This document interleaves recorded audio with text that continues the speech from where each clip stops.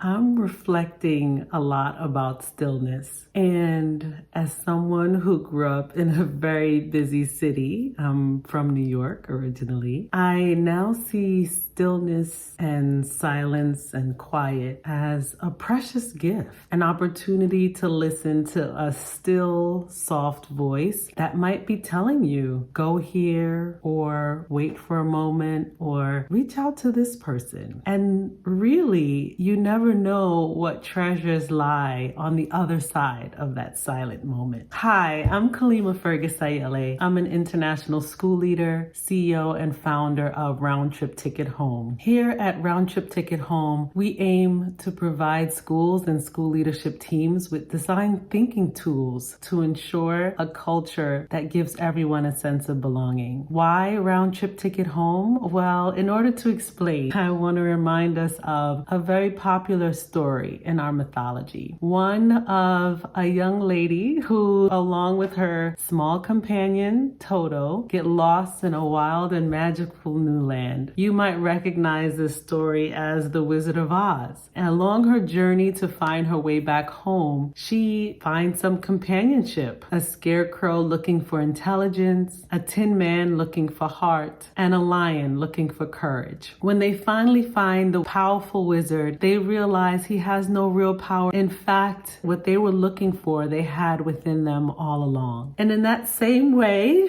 Round Trip Ticket Home is our approach to finding our own way back home, to a place of safety and security within ourselves and in our own lives. I've been reflecting deeply about the Hopi Prophesy. If you're not familiar, I'll leave it in the show notes below the video. This prophecy was given in the year 2000, and in so many ways, it resonates with the work we do in design thinking. Design thinking is a human-centered approach to problem solving. And as we go through that process, I want us to remind ourselves of all the elements that are necessary for us to be successful in architecting a life that we desire. The first question is, where are you living? Is your environment supporting you or is it draining you? The next question is, what are you doing? Are your actions in alignment with your values? The third question is, are you in right relation? Do your connections honor who you are and the complexity of being human? And finally, do you know your garden? Do you know what you're tending to, what you're growing, what seeds you're planting, and what you're watering? Do you have an expectation of what this new season will bring for you? Do you know what's going to come bursting through the soil and blossoming? The Hopi Prophesy speaks of a fast-moving river and talks about the fact that in our inability to let go of the shore, we actually harm ourselves. The shore could represent many things, but in the context of design thinking, the shore represents the old systems, the systems that are not working, but we hold on to them because we're afraid of the unfamiliar. The elders remind us to let go and trust the river has its own destination. Sometimes we think of this metaphor of being in water as we have to sink or swim, but I saw a post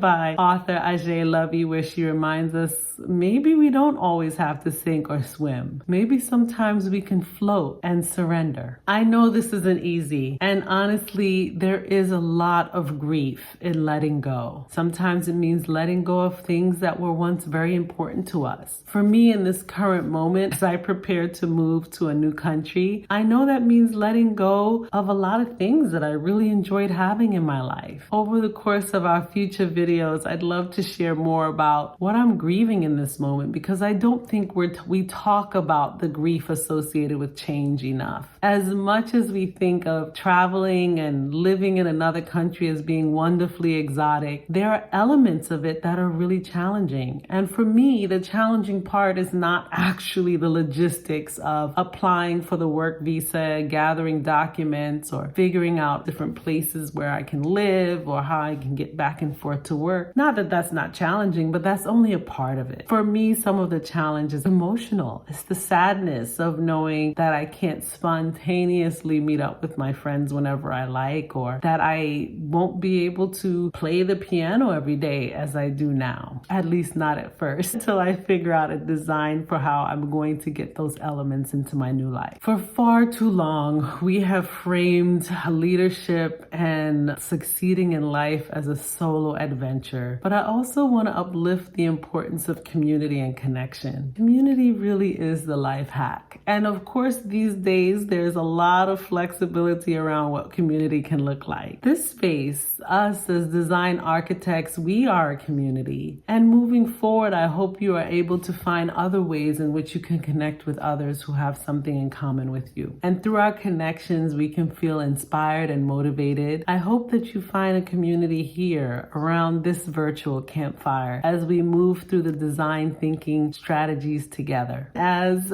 the prophecy states, I want to remind us that this is not the 11th hour. This is the hour. We are the ones that we've been waiting for. I'm grateful to be on this journey with you. Please leave a comment below and let us know what resonated with you. How are you making an effort to build your community? What are some of the answers to the questions? What are you holding on to that now you can give yourself permission to release? Okay, see you next time around the virtual campfire. Bye for now.